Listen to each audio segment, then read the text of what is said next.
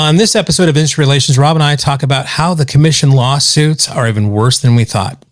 Let's go. This is Industry Relations, a podcast that's at the intersection of real estate and technology from an insider's perspective, with Rob Hahn and Greg Robertson. Hey everybody, welcome to another episode of Industry Relations with Rob and Greg. This is your co-host, the notorious Rob Hahn. And as always with me, Fab Robertson, everybody. That would be the fabulous Robertson. You're trying to make this fab thing happen. I am. I'm okay, Mr. Noor. I mean, what the hell's... It would be Note. Nort? Notorious. Note. Yeah, Noto. Okay, no, I'm going to make it Noor. Okay, Noor. All right. Or, you could just follow, the guy I got the name from, right? Notorious B.I.G., going back to Cali. That's right. One of the greatest lyrics of all time. It's the Notorious. You just lay down slow. Well, you know what? I can't give you too much shit, bro, because I've been looking at some menus in Vegas of different steak establishments. I am very glad. I should have waited a month. When I was making the bet, I was like, God, you know what? I should wait 1 month. Yeah, I didn't. All right, how about I think we can roll. I think we can roll the tape, and I don't think there was any of that. I think pretty adamant it was going to happen, and I was pretty adamant it wasn't going to happen, Sorry. No, even after that, I was like, no, they're probably going to raise 25 bips, but to make a bet, I have to go with pause or cut. Didn't happen. But how about this? June meeting. What about the June meeting? I think they pause or cut in June. Listen, everybody, he signaled some sort of a pivot. All the headlines were saying they're going to do that. Why would I bet on that? Okay. The bet was what was going to happen on this one, man. In May. No, I agree. Look, I agree. So come on down to Vegas, pick a steakhouse. Let's do this. Let's do this. Happy to do it.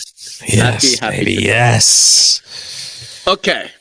So in the pre-show, we're talking about topics, and I think there are a couple, but I think the one about just looking at public companies and their quarterly earnings, etc. I think we're better off waiting for next week because a lot more information will have come out. And we're not investment analysts, so it's not like we're going to talk about one company or another. I think we just talk about them all, which then leaves only the truly terrifying and depressing topic. Let me guess. This is my weight loss journey. No. This would be. I wasn't aware that you were on a weight loss journey. Neither is my body. So, all right. So this is something I don't know why I got onto this, but it has to do with the commission lawsuits. Okay. Yeah. Okay. Now, So we're going there. Okay. Great. We're going there. All right. Because you would think there's nothing new to talk about, but it turns out there are actually new things to talk about. So just a real segue. I did see Katie Johnson this past couple days at the T3 Summit. Yeah. Did she say anything new and interesting? No, I realized just really in passing said hello. I mean, I just want to make sure that I'm, in good graces with possibly the new next NAR president. So CEO or CEO, CEO of NAR. Yeah. Okay, so here's the thing. In all three major lawsuits, right, there's Moehrl, there's Sitzer, and then there's a case out of Massachusetts called NoSelect, which maybe you and I should talk about at some point as well. What I found interesting was that all three cases, they're suing NAR, they're suing defendants, right? Like Keller Williams, Realogy, Home Services, the big companies, plus NAR. Or with NoSelect, they're suing MLS PIN. And then in every case, they will list co-conspirators, right? So Moehrl is the one that everyone's familiar with. It lists a whole bunch of MLSs, right? So they named Bright MLS and they named My Florida Regional, which became Stellar. And then they say stuff like the 5 MLS in the Midwest that cover Cleveland, Columbus, Detroit, Milwaukee, Minneapolis, right? They don't name them. They just kind of say that. And then they'll say these are co-conspirators, right? In the MLS, in Sitzer case, it talks about, in addition to the named defendants, many other local realtor associations and real estate brokers participate as co-conspirators. Okay. The question in my mind became, what is the point of doing that? Right? Like, why would you even, right? Well, do you, I mean, is it because, I mean, on some of these cases, that's where they have plaintiffs they can point to that are representing, and it's they may not be in Alaska, but they're in that area. Right. It could be, in the case of like well, maybe you're not asking this, but in the case of the franchisors, there's a lot of references back to training materials, and that they have actual training materials linked to those franchisors, right? So that they can point to it. So they want to tie those things together. I mean, there's probably a lot of reasons why they do that, but I'm sure you have a theory. I do. This is what's coming. Yeah, this is what's coming. So because the issue is, if you named, so let's just take Moehrl case and Bright MLS, right? Like literally the plaintiffs say the Bright MLS, co-conspirator. They didn't sue them though. That's what I'm getting at. Like, why? Okay, well, if you know, and you're saying that they're a co-conspirator, why wouldn't you sue them? Because if you don't sue them, you can't get damages. Right. So Bright MLS is named as a co-conspirator, but they're not a defendant. They're not on the hook for the $200 billion in damages. You know what I mean? Like, so right, okay. Well, so remind the listeners who they actually are suing. Okay, so let's just talk about Moehrl. Moehrl, they're suing NAR, they're suing Realogy, they're suing Home Service America, Remax, and Keller Williams. Okay, so to me, just as maybe on the outside looking in without knowing a lot. And maybe this is actually justified. I mean, those are big names, right? And Bright MLS or mid-regional, whatever, doesn't sound like a big name that it's like, I'm going to get a lot of money from, right? And again, this is probably from their point of view, from their pockets. Right. They don't know the pockets that these MLSs have, or what they consider deep, right? But it sounds like the ones that are on the ones that are suing, that sounds like that's a lot of deep pockets, right? Sure, but so throwing it out there, right? Yeah. No, that makes sense. Why you wouldn't name Bright MLS as a defendant, right? What I was wondering, okay, why I mentioned them as a co-conspirator? Like, what's the point of the co-conspirator thing? Is what I got curious about. Is what it is. In other words, it's the co-conspirator who are not defendants, right? So in criminal cases, you do hear this a lot in criminal cases, where there's talk about the unindicted co-conspirator. Right. So you go after the mafia, right? And they'll be like, okay, we're suing these mobsters. And then there are these several unindicted co-conspirators. That sounds very Law and Order-ish. Yeah. No, right. I've heard that before. Yeah. It's a similar concept, just in civil, right?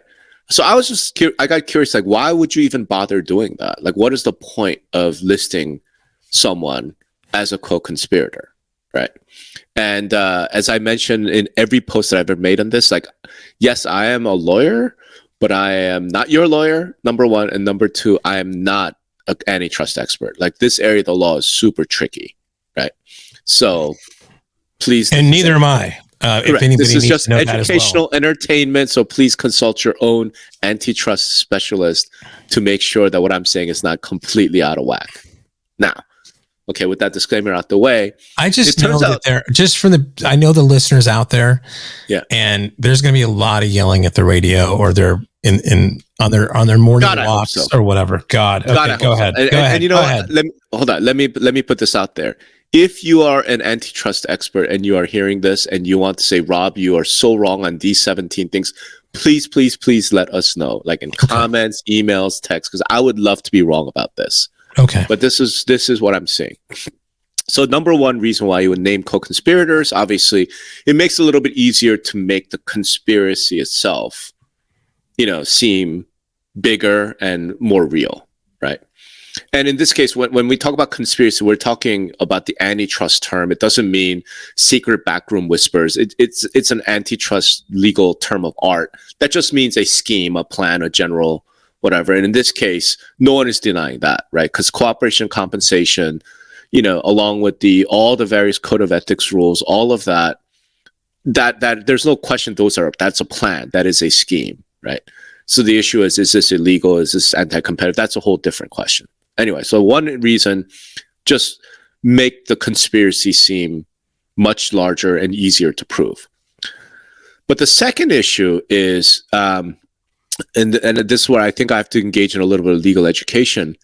So I'll ask you, do you know what a statute of limitation is, right? Yeah. So from what I understand, it's different in different cases, right? I think isn't it different in civil than it is in criminal? But there you have to by crime as well. Yeah. Yeah. So you only have a certain amount of time to file something, or it's just out of it's just happened so long ago that right. You're not going to have. And I don't know the reason might be for it because they're basically somebody saying, well, there's going to be no evidence that it's going to be able to really help or prove this. I mean, although where there's some current court cases that have come up from a long time ago that might cause some problems for some people. That's exactly so. Statute of limitations basically look, if something happened, you got injured, you only have a certain amount of time before, because after that, to your point, you can't bring some lawsuit for I got injured in a car accident. You can't bring that 20 years later. I mean, you got to do it pretty quickly. So the statute of limitations is 5 years in civil antitrust cases, in all antitrust cases. But it's 5 years from, depending on which jurisdiction, 5 years from discovery, meaning you learned that there was this anti-competitive scheme going on, right? In the minute you have learned, well, in your opinion, and then you have 5 years to bring a lawsuit, right? The interesting thing is, if you are named as a co-conspirator, that statute of limitation is tolled, meaning it's paused. Okay. So the way this works is, so take Bright MLS. They brought this lawsuit in 2019, right? I think, 2019 is when they filed a lawsuit. Now that you filed a lawsuit and named Bright, let's say the case gets resolved one way or the other in 2025, right? If you don't toll the statute of limitations, somebody comes to sue Bright. Bright's like, statute of limitations, bitches, right? It's more than 5 years since you've discovered this problem. Right. Okay. So you can't sue us, right? But if you're named as a co-conspirator, many courts will go, yeah, you've been notified that you could be sued. So we're going to pause at the moment the suit was filed. And then they're going to have 4 years after that trial is done to file a lawsuit against you. Okay. That's the first important thing, right? Okay. So the way that works then for a co-conspirator is the lawyers in this case will go, let's say they win at trial, right? So they win against NAR and those 4 named defendants, right? And they have a $200 billion judgment. Okay. Like they've won that trial. Mm-hmm. Now what they can do is go sue Bright. I've won over here, right? You're a co-conspirator. We didn't get to sue you back then. Now we do. Okay. So, wow, you're so wrong here. This is awesome. Okay. So let's just break that down a little bit, right? So number one, I mean, if I'm NAR and I'm gonna, okay, you're saying that they're going to lose, right? I guess I'd say if you lose that trial, like right, okay, you're going to appeal it, but you lost the trial, right? Okay, so I'll pay back a little bit here, or walk back this a little bit. But what I was thinking of is that I was still in my head. I think this is all going to be settled, right? So if you're going to settle this, you're going to make sure that everything's cleaned up and it's going to be one check or one check in X and it's going to cover all bases, right? So in that kind of a settlement, you're not going to be able to go back to the individual co-conspirators, right? That's number one. But number two is, I mean, isn't Bright and the other MLSs being covered by NAR's insurance, right? So if you win against NAR, can you double dip into... Right? It's like, well, you won against NAR, but NAR is the one that is protecting us. So how are you going to get money from me directly when you've already, I'm part of, when you're suing NAR, you really are suing all of us. No, because we're part of that NAR kind of group. Do you see what I'm saying, though? I mean, I know what you're saying, but that's okay, not right. how this works. Because NAR is the defendant, Bright MLS is just a named co-conspirator. That's not. But they're more than that within the entity of NAR, right? They are under NAR's E&O insurance, right? So okay, I know but they're two separate corporations. They're two separate entities. But again, it's like Bright MLS is its own corporation, right? It's its own entity, which is covered by NAR insurance. We're gonna get to the insurance just now. I'm just saying, acknowledge they're two separate entities, right? Okay. Okay. They're covering the same E&O. That E&O ain't gonna cover $200 billion. Which is why I think they're gonna go to settlement. But yeah, okay. But okay, it's just not gonna cover it. They might cover. Let's say they cover $20 billion, right? So just like with any other insurance. Once your max limit is hit, whatever's left is on you. Right? So in other words, think about it. Like, let's say you have an auto insurance, you have $1 million liability policy, right? Once you hit $1 million, anything past that point, that's on you. So same thing here. If they get that judgment, yes. If you get the judgment, right? Yeah. So I'm just saying, my what if scenario here is you're going to lose a trial. If you're going to talk about settlement, we're going to talk about settlement shortly. Okay, I guarantee. I promise you. Let's just say that there's a trial, result. There's a judgment. It's $200 billion. NAR and the other four co-defendants, like, holy shit, right? My point is, it turns out the way that this co-conspiracy thing works is now the same lawyers could take that judgment and sue Bright to bring them into a case that they've already won. Okay, so if let's go down your thread there. Okay, let's say they sue Bright, and Bright loses. Well, I mean, hold on. Let me finish this. Yeah. Who pays? That brings us to a second terrifying topic. But no, I mean, I think who pays is NAR pays. So this brings me to the second. Well, but I mean, topic. you haven't answered my question. Who pays? I'm gonna answer the question. All right. So it turns out not only that, you're gonna. Okay, go ahead. I was missing something really important because again, I'm not an antitrust expert, right? Antitrust damages, first of all, are triple damages under statute, right?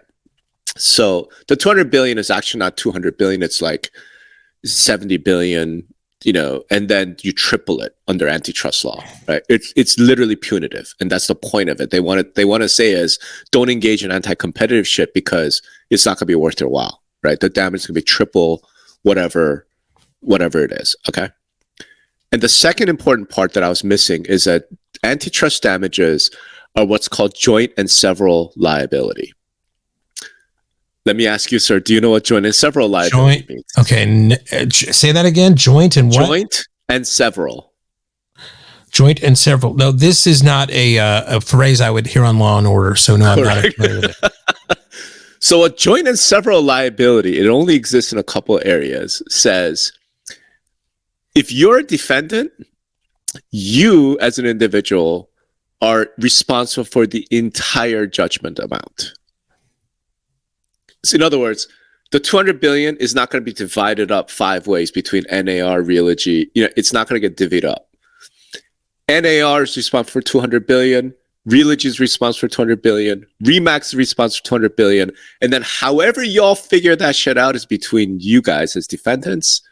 The plaintiff's like, I could go after every single one of you for the full judgment amount. That's what that means. Okay? So when they come in and sue Bright, and bring Bright in. So you're a co-conspirator, you're part of this. It means that Bright is now also responsible for the entire $200 billion. Well, how could they sue Bright? Hold on. How could they sue Bright? I mean, I get the other ones because they're national. Bright is not national. I don't think they can prove, right, that, that Bright had as much, if they won again, which I think is ridiculous. Let me just say that they can say that this regional MLS, is responsible for the same amount of damages as these national companies. I mean, that doesn't make any fucking sense. Right. That's my point, Greg, is that's by naming Bright a co-conspirator, right? Once you've won the main case, you can rope them in to make them liable for the full damages. Well, as a co-conspirator, well, hold on. You're saying they only sued these 5 companies, but if they win, they could also say to the co-conspirators that you have to pay me now, but they're not suing them. I know. That's my point about this co-conspirator thing. That's what I'm saying when I went down this rabbit hole. I'm sitting there looking at these complaints like, why are they naming all these co-conspirators? Okay, so it's not because of, I thought you were going down, they were naming them because they wanted to stop the statute of limitations. You're saying because when they win these other 5, then they win, they get the same amount of money from all the other ones. You just bring them into the entire damage. When you say you bring them in, if you win with these 5, do you automatically also be able to say, right, you owe me money too? Or is there another step that has to happen? No, there's another step, which is you have to say, we said that you're a part of this, you're a co-conspirator, right? So Bright's option at that point is we're not a co-conspirator, we're not involved, right? But thing is, that's going to be impossible because clearly Bright is involved, right? I mean, you can look at their MLS policies where you've implemented. But they didn't again. So what's the second step? I mean, they have to sue them. They have to sue them as a co-conspirator. But it's literally we're just suing for damages. In other words, we don't have to prove liability. We already did that over here, right? Okay. Since we named you as a co-conspirator, we're just going to rope you in. Okay. So but again, that's another court case that has to happen. That's right. Where another jury has to say, no, you know what, you hold on. We realize as a jury that, because of what happened here, you could be liable up to the, X billions of dollars. Billion, but I would think that the Bright people, both figuratively and, in name, would make the legal team would make the argument like, that's ridiculous. We're only in these 4 states. Why would we pay? Why would we be liable for, even though there's a law that says it could be that. And I think any reasonable jury would say, I think that's correct. It shouldn't be the fucking number one. You're assuming that case would be a jury trial. It might not be. It might be. Okay. A smart judge then, whatever. And number 2, the judge could be like, yeah, no, that's not fair. But that's what joint and several liability means. So there's like legal cases in history where you've had extraordinarily unfair shit happen. Extraordinarily unfair. And it's like there was something around like meat packing, whatever, antitrust case. There were 40 companies, right? And one of them had like 0.5% market share, right? And ended up paying something like 30% of the judgment. Completely unfair. It's like, wait a minute, what? It's like, well, that's what joint and several liability means. Right. So those 2 things combined, right, is the terrifying specter. So I'm looking at again, that's just Bright. We're just talking about Bright. The 5 MLS Midwest that cover the following metropolitan areas. They didn't even name them. Right? Didn't even name them. They just said 5 MLSs, Cleveland, Columbus, Detroit, Milwaukee, Minneapolis. Right. But because they were sort of specific, there's enough specificity in saying these co-conspirators. It's not like Real Comp out of Detroit could be like, we were notified. Like, what do you mean we're a co-conspirator?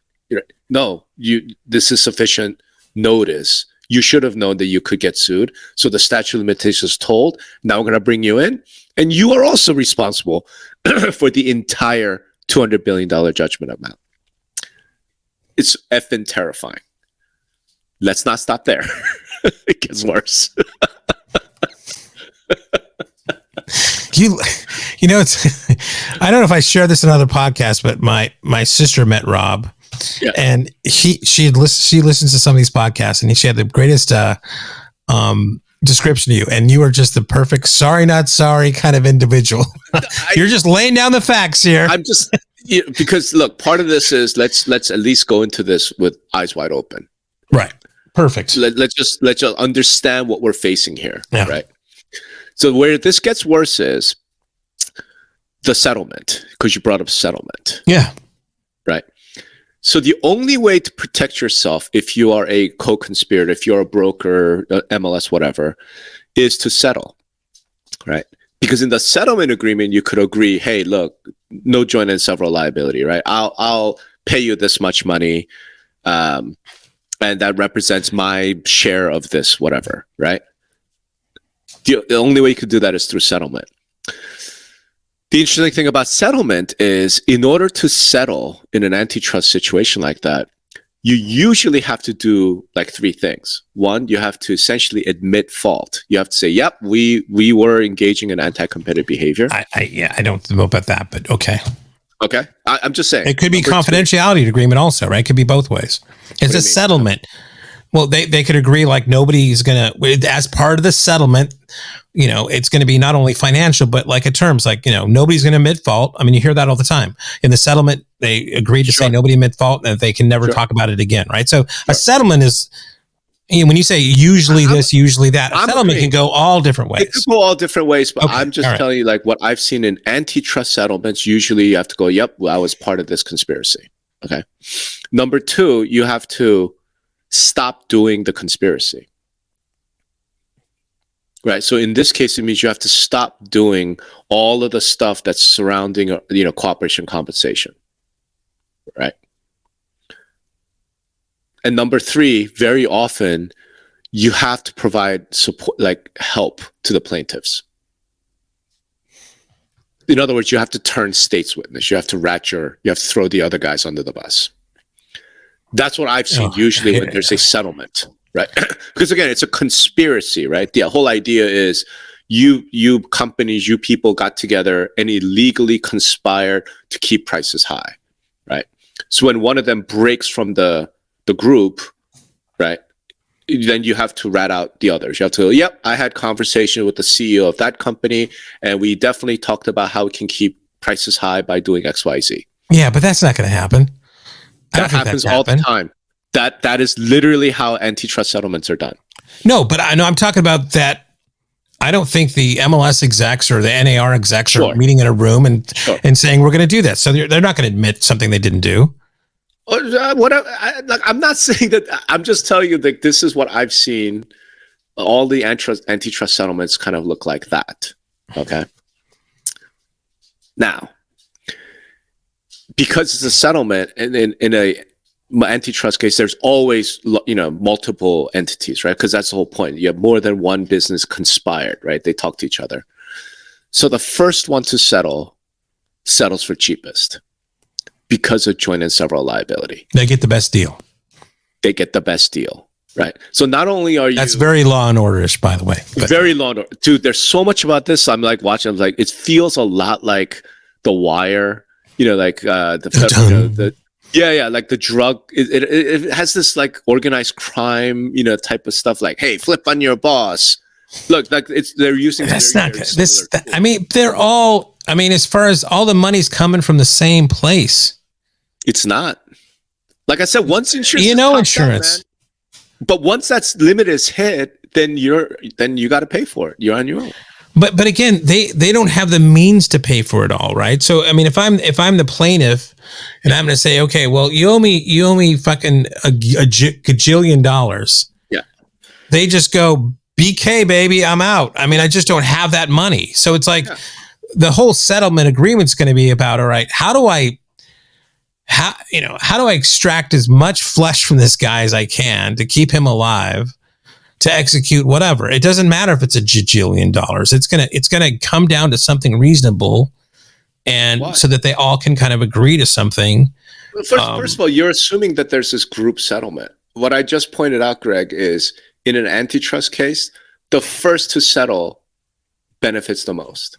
But I'm saying that if you're NAR, right, and these other things, you don't want this to be, as you say, kind of a thousand flowers bloom in other places. Sure. You want to say, this is done, over with. Our settlement is going to include everybody down to a whole goddamn thing, right? That's right? So you could argue with me whether or not they're going to accept that settlement, but you have to also put on the table that there could be a possible settlement that does cover that, right? Because I don't know if NAR would go into and leave everybody else exposed like that. No, because there can't be. So what you're describing, Greg, requires Congress to act, because NAR can't settle with plaintiffs who haven't appeared yet.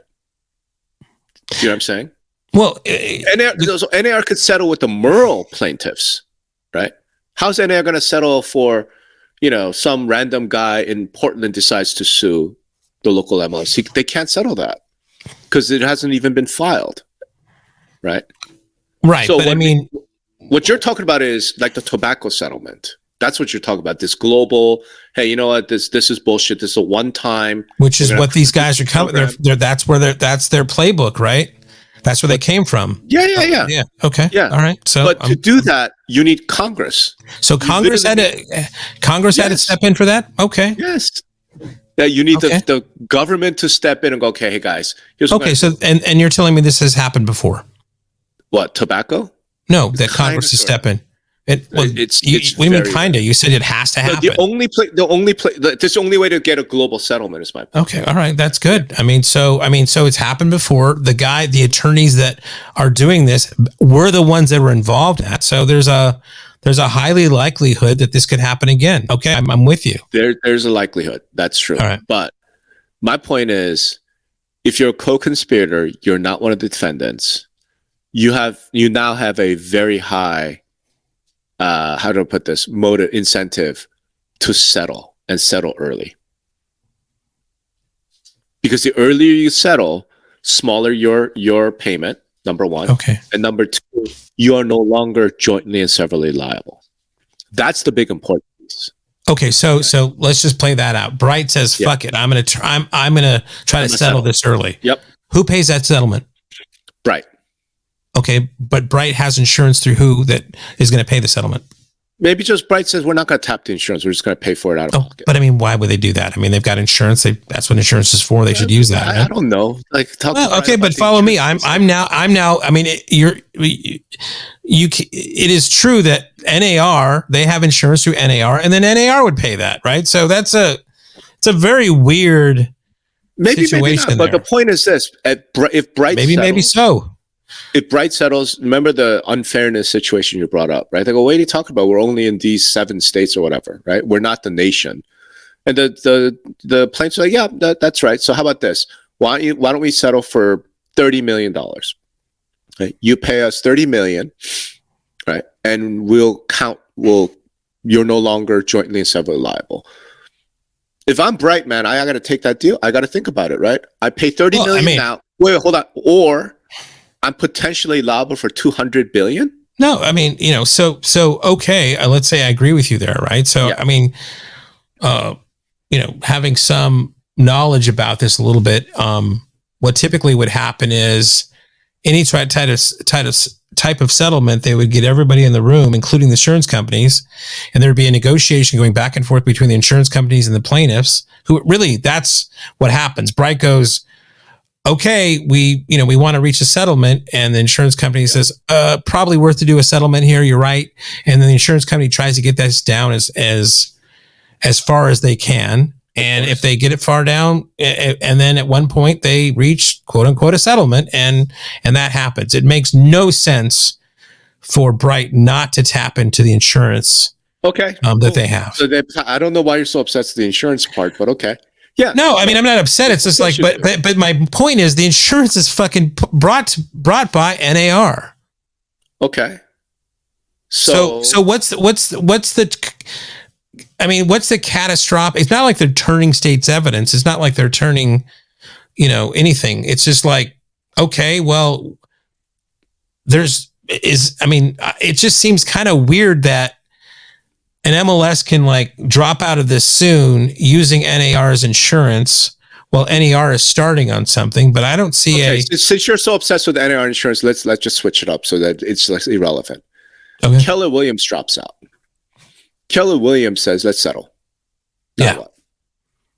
Okay. Right? So they Keller Williams settles. Right. Keller Williams says, heck, we weren't. That's fine. That's a business decision they should make. That's right. Absolutely. And we don't want $200 billion of liability, right? As part of that settlement, cool, we'll settle with you, Keller Williams. You just only need to pay us $1 billion. As part of the settlement, you are now going to testify for us on the plaintiff side. Sure. But what are they? That could be part of the settlement. That could be not be part of the settlement. So you're talking about right. If I'm the plaintiff's lawyer, I go, yeah, that's cool. And again, what I'm telling you, Greg, is I've looked at the antitrust settlements, right? And the ones I've seen, have all included like you're going to assist the plaintiffs now. Right. That's number one. Number two, you're going to stop doing the conspiracy behavior. Okay. Which means Keller Williams can no longer do a bunch of things like require that its franchisees and its agents join a local association in MLS. Well, that has to be argued, but yeah, okay. No, like the reason why I say that was brought up in these lawsuits, right? As part of this scheme. Obviously, you have to stop offering buyer compensation because that was brought up by the plaintiffs. So in a settlement, I'm saying you have to give the plaintiffs what they want, right?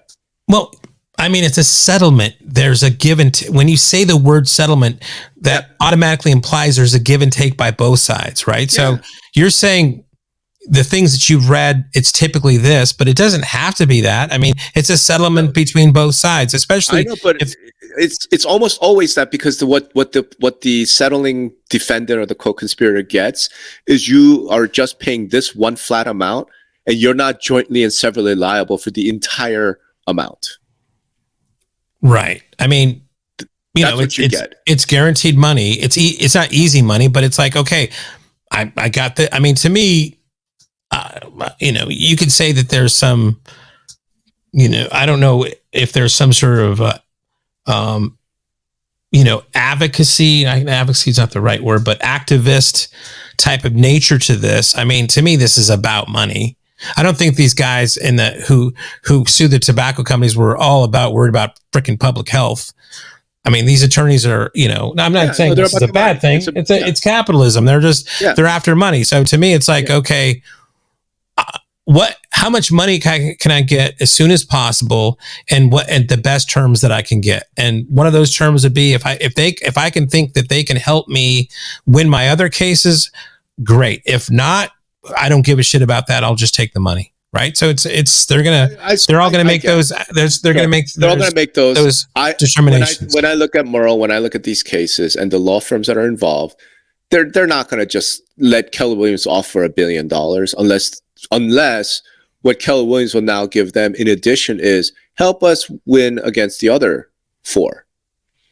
Oh, we're not willing to do that. Cool. Then you could we don't need your $1 billion right now. Okay. Let's go down that path a little bit. Right. So what do you think that a Keller Williams Anywhere, of those Redfin or whoever else is named? I apologize if I'm naming the Remax, wrong things. Home Service. Remax. Yeah. Okay. Home Services.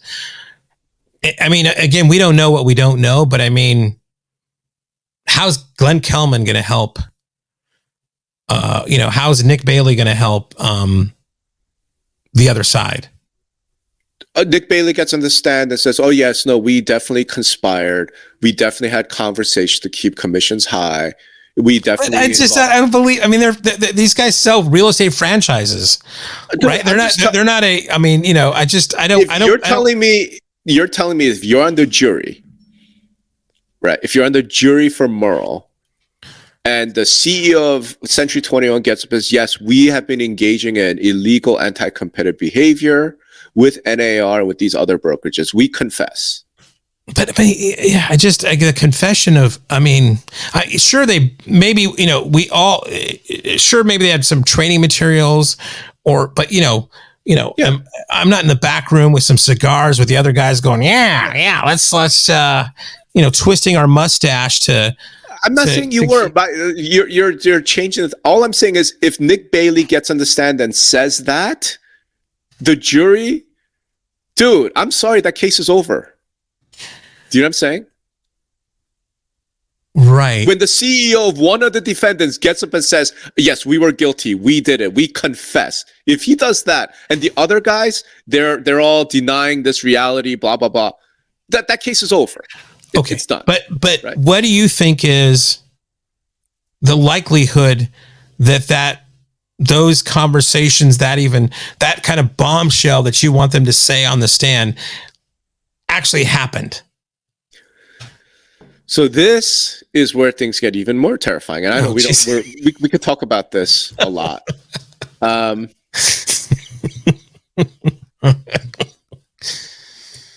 This is where things get even more terrifying, because again, with Moehrl, we've spent time talking about all these MLS because they were the named co-conspirators, right? In Sitzer, the conspirators are many other local realtor associations and real estate brokers. Okay. So let's just say that I'm the owner of a reasonable, 200 agent brokerage in somewhere in Missouri. Okay. And I served on the board of directors for the MLS for, say, 5 years. Right. And the lawyers call me and go, hey, would you like to settle? Because if you don't, you're going to be jointly and severally liable for the entire judgment amount. But if you settle with us and help us in our case, we'll let you out. We'll let you off for $100,000. Yeah. Does that guy settle? Yeah. Again, here's what I would say, right? Because I just maybe have a Pollyanna view of this, right? I just don't know if there's a really a conspiracy here enough where they're going to get somebody of any size to say that, oh yeah, we've been working together. On every Halloween we meet and we discuss how, that we're going to keep commissions this way. I just don't think there's a smoking gun, a meeting, a room where it happened, a thing that there would be that big of a bombshell that they have enough to do that. I get you. All I'm saying is in the Sitzer trial, right? Mr. Joe Broker, who used to be the president of the Kansas City Realtor Association, takes the stand and says, yep, we were guilty. We admit guilt. I confess. We were involved in this conspiracy, this scheme to keep commissions high. We are no longer doing that, and we have settled with the plaintiffs. He gets on stand and says that.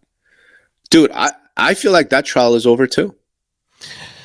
Yeah, I mean, to me, I could see them saying, we'll stop doing this. I'll pay you $100,000. But I mean, that smoking gun. What are they confessing? No, it's just literally we need to get on the stance that we now acknowledge that we have been involved in all this anti-competitive behavior to keep commissions high, including our training materials, our this, our that, right? Because again, you settled, right? Okay, all right. So okay, now I'm a little bit more with you. Okay, so let's put it not as a smoking gun, mic drop, whatever, but we admit that our practices, right, could have resulted or did result. Right. And we worked with these other brokers in order to come up with those rules. I can say that because I used to be the chairman of the board of the local MLS. Right. So then that trial's over. I mean, I think there's always nuance in different things because I think NAR has their own arguments about the very behaviors that they're being sued for are not anti-competitive, right? That they're rooted in something else. So even if, somebody says, I admit to these behaviors, NAR is going to say, well, fantastic. Those are great behaviors. And let me tell you why they're great behaviors, right? So it's not, I don't think it's the slam dunk thing you think it is, right? Okay. I'm not as terrified, Rob. Okay, fine. Then let's just leave it at that because we need to wrap. To me, when you have a member of the conspiracy coming out and confessing, and I'm making air quotes here, y'all, right? Mm-hmm. Then in a jury trial, that tends to be pretty dispositive. And my point is the way that, because again, keep in mind how we began this. I just wanted to understand why the hell are these lawyers listing these people describing co-conspirators who have not been sued? And I think one of the most powerful reasons is this, because if you get one of those guys to flip, that trial's done. Yeah. And my argument is, I don't know what they're flipping on. And the other thing is like, they're all going to the same honeypot, right? Except so it's like, if you settle, Greg, then you don't have to pay the honeypot. No. Well, you're settling for, it's still being by the same place. Yeah. All right. Maybe we'll have to take this up again. Maybe we really need to find an antitrust lawyer willing to come out. God, yeah.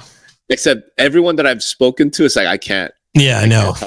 I can't talk to you. I can't talk to you. So it's like, all right, we can't make this public. All right. I don't know what to say, but anyway. So it's, what it is? It's that we talked about the copycat lawsuits, remember? Yeah. Like minute this is done, the copycat lawsuits.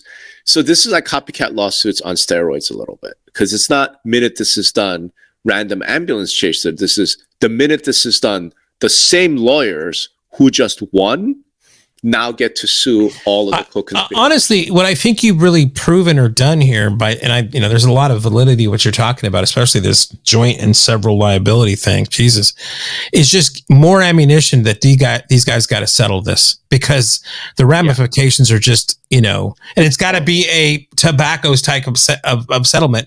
And, like you said, these are the tobacco guys. So to get this kind of settlement done, there's a lot of experience in the room to make that happen. So actually, Rob, I'm leaving this a little bit more positive. Okay. Yeah. Okay. Let's stay positive. I mean, we'll ignore the fact that Congress can't pass a single fucking, because they hate each other. But okay, let's stay with that. Good Lord. Have fun at mid-year next week. Huh? Here's my third trip to the East Coast in 3 weeks. Right? I'm. You know what? I would love it if you could like pull one of the like MLS attorneys to the side and privately just ask them, "Hey, join us several liability, a settlement," and see what they say. Okay, no, if I run into one, if I run into one, talk to you off the record, basically. Well, we're not. If I do that, I'm not. You and I are talking, but we're not putting on this podcast. Because you've already put that out there into the world, so we'll see. Yeah, we could put it on there. We've already put it out there. It's like, hey, we talk to people, and we're not naming names. Okay, all right, okay. Just on off the record as background, so that we are educated. Yeah, this is how things would actually work. Okay, see if we could find out for us. I like that. In any event, thanks for listening, everybody. I know this isn't the happiest topic, but it is. They like it when we argue, so I think it's. They like it when we argue, and I will try and write this up so it's a little bit clearer, easier. And I understand it's not easy, because we were talking about some real obscure legal, issues and shit that's like procedural, but it's effing important, man. So, yep. All right. Thanks, everybody. Thanks.